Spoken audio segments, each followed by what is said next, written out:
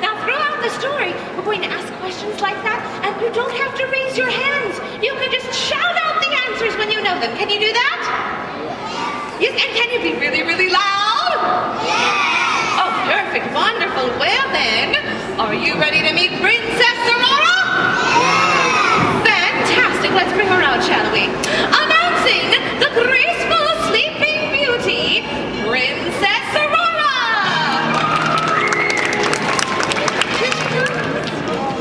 Well, hello, everyone. Hello, how are you? Hello, Princess Aurora. Well, you know I'm not really supposed to talk to strangers, but whenever I meet new friends, it always feels like we've met before. Yes, well, it's lovely to see you again.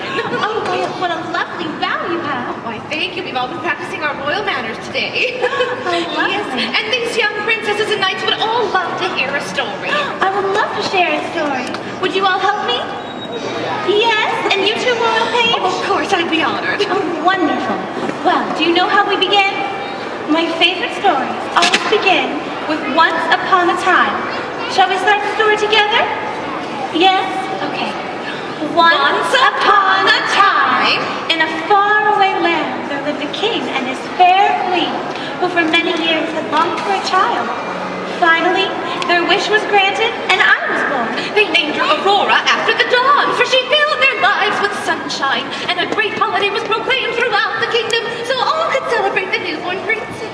And that's the day my friends the good fairies arrived. Do you remember their names? Yes? Could we maybe remember them together? Okay. The first good fairy wore bright pink, and her name was? Flora. Yes, and when Flora arrived, she said, "To each of us this child may bless with a single gift, no more, no less." And Flora went over to the baby's cradle, took out her magic wand and said, "Little princess, my gift shall be the gift of beauty." Wait, thank you. The second fairy wore bright green. Do you remember her name? Was it Fauna? Oh, Yes. and Fauna went over to the baby's cradle, took out her magic wand and said, "Tiny princess, my gift shall be the gift of song." And the third fairy, she liked to wear bright blue. Does anyone remember her name? Oh, yes, dear Merryweather. And Merryweather went over to the baby's cradle, took out her magic wand and said, "Sweet princess, my gift shall be." But before Merryweather could bestow her gift, a great gust of wind blew open the doors and swept across the room.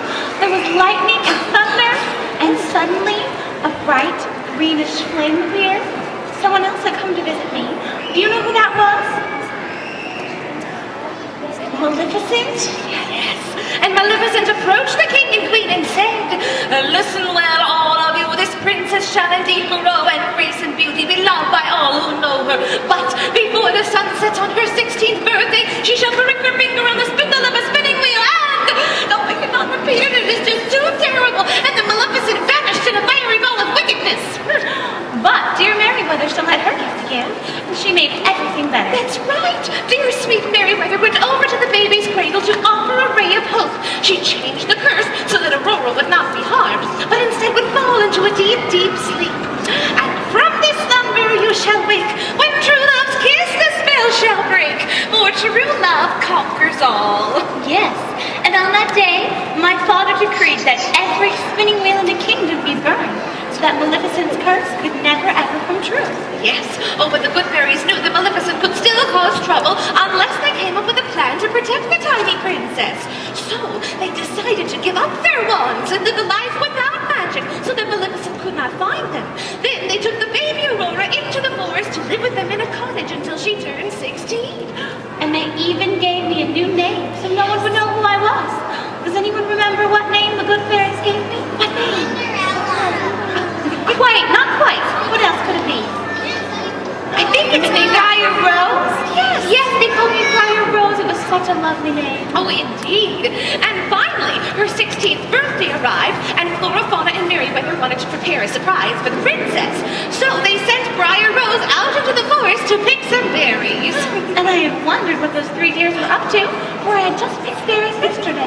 So the princess left, and the good fairies got to work. Well, Flora, Fauna, and Merryweather were preparing lovely birthday surprises for me. I went for a walk in the woods, and as I walked, I daydreamed. Oh, how I wanted to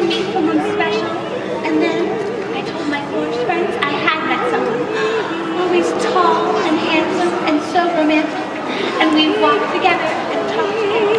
And just before we say goodbye, he takes me in his arms and then, why, I wake up. Yes, only in my dreams. But they say if you dream a thing more than once, it's sure to come true. And then I saw a magical sight. Why, it's my dream prince.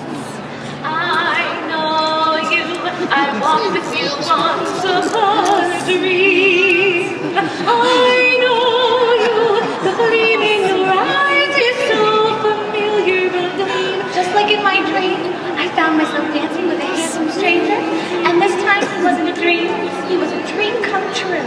And if I know you, I know what you do. You love me at once, the way you did once upon a dream.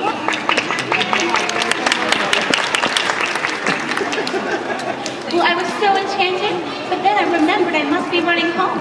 The good fairies would be wondering where I was. So I said goodbye to the young man, and I invited him to come to the cottage later that night. Well, back at the cottage, there was a battle of color going on. Flora had made a beautiful dress in what color? What was it? Yes, pink. And then Meriwether took out her magic wand and she changed the dress to blue. Exactly. So Flora changed the dress back to Meriwether changed the dress back to and then back to and then oh, this went on for hours until finally I opened the door, and I saw the beautiful birthday gifts they had made me. There was a lovely dress and a cake. Oh, it was all so wonderful, and I couldn't wait for them to meet me out there. But fairies could see that Briar Rose was in love. So they told her that, well, she was actually Princess Aurora, and she'd been promised to marry Prince Philip. So she could never see that young man again. Well, I was so disappointed, and I just cried and cried. Well, the good fairies kept their promise, and they brought Princess Aurora back to the castle, where they gave her one final gift. It was a symbol of royalty. Do you remember what it was? Her crown, exactly. And they placed it on her head, for she was to rule as a true princess. But the fairies could see that she was still very sad, so they decided to leave her alone for a while. And that's when I heard something strange. It seemed to call to me. And I saw a strange green ball of light floating in the air. So I began to follow it. Oh, don't follow it. Tell her not to follow it. I have a bad feeling. Don't follow it. Whatever you do, don't touch anything new. Oh, no, she touched. Oh, no, it's too late. Maleficent's curse was too powerful, and Aurora had fallen into a deep, deep sleep. Well, the good fairies didn't know what to do until they learned that the handsome young man from the forest was actually Prince Philip. Pretty amazing, huh? Yeah, so they flew back as quickly as they could to find him and to set him free. And they gave Prince Philip two gifts, the enchanted shield of virtue and the mighty sword of truth, to help him battle the evil Maleficent, who had now become even more terrifying, for she had changed herself into a fire-breathing dragon. Oh, but Prince Philip was very courageous, and with one mighty aim, he put an end to Maleficent and all of her evil. Good part of the story in fact. And then he rode back to be at the side of a sleeping beauty whom he loved with all of his heart. He knelt down beside her, and he gave her a gentle kiss. And when I woke up, I couldn't believe my eyes. Why, it's my dream prince, my one true love. And from that day on, we lived Happily ever after.